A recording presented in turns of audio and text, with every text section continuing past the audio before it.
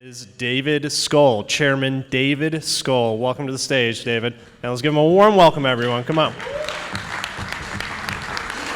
Thanks, everybody. Thanks, guys.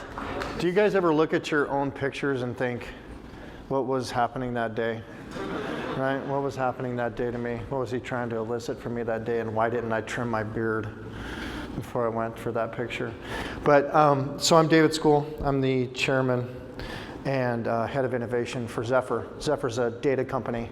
We're based in Denver, Colorado. And so I wanted to chat with you a little bit today about what we're doing and what we've built to start taking a bite out of the data space in cannabis. So if I could have the deck up, please, I'd appreciate it. So there I am again. So let's talk about data in the space. So data, everybody just kind of thinks about data as it's kind of homogenous, like it's everywhere, right? And everybody has access to everything, and we can all just kind of figure it out because we're so used to being able to use the internet, and we're able to ask questions and get answers very quickly. But what we've got in this industry is something very different than that.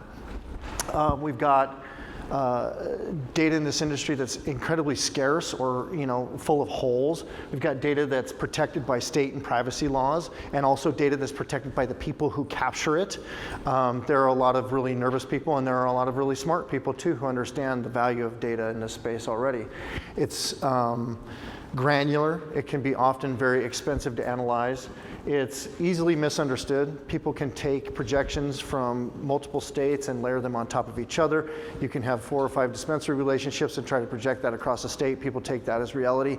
I don't know if anybody realized or remembers the day that they saw the projection for the first year of California being $60 billion in revenue.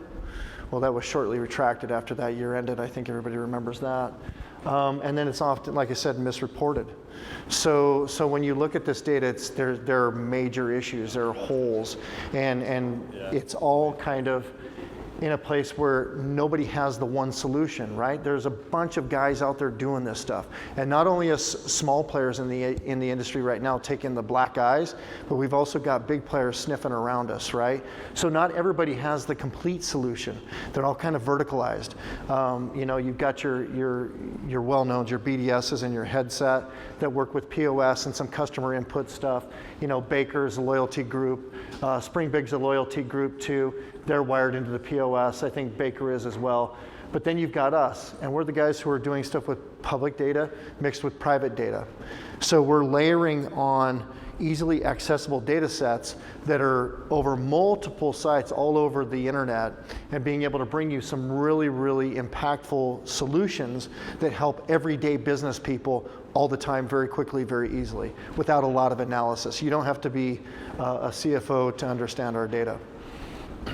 So with these problems, right, disparate, screwed up data, nobody has the single solution. What's the future of cannabis data going to look like?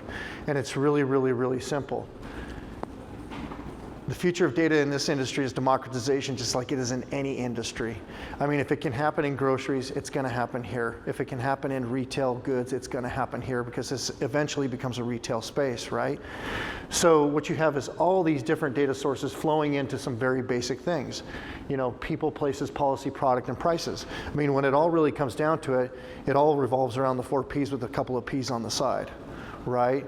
There is not much else to think about other than who's going to come together to make it happen. So what we did is we built a system by which we have a platform that can accept any kind of data, whether it be structured or unstructured, and all we need to know is the value on one side and how to represent it on the other side. And what we've done is we've created a very easy, simple interface. Okay? You specify what kind of data you're interested in. It populates some generalized stuff for you. We built it on top of Lex. This is an AWS-backed system, so it allows you to ask the system questions, and then it searches through our data sets and gives you answers that it recommends for you. It allows you to tell us back whether or not that's the right answer for you or not, and then it trains our system to anticipate your next questions. It gives you suggestions of questions as well. So one of the issues that data companies face in this industry, because it's so rapidly emerging and so fastly transforming, are what are the questions? So we realized very early on that we would not be able to anticipate nor keep up with the questions in this industry. So we tapped into Google, and we've tapped into AI to help us solve that problem. So what we've got here is a very easy to use, very friendly, very quick set of answers, not a pile of data that you have to sift through or spreadsheets that you have to analyze. Okay, so that's very, very, very simply what we do with Zefyr and our product Zefyr Dash. The next things that we're looking at is we're looking to roll out some consumer-facing stuff as well, because the pile of data is the pile of data, right? So now there's lots of curiosity in the space, not just within the business systems, but also within the consumers. So this data is good for all players, not just the business players as well. So what we are doing with this, our business model is very simple. It's SaaS-based software, 30-day subscriptions. We sell it by the state, we sell it by the region, and we sell it by the country.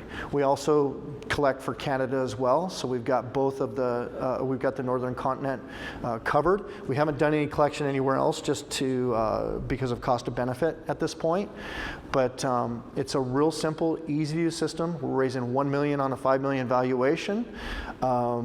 And if you'd like to see me see the system, kind of talk about accuracy, things like that, I'm around all afternoon.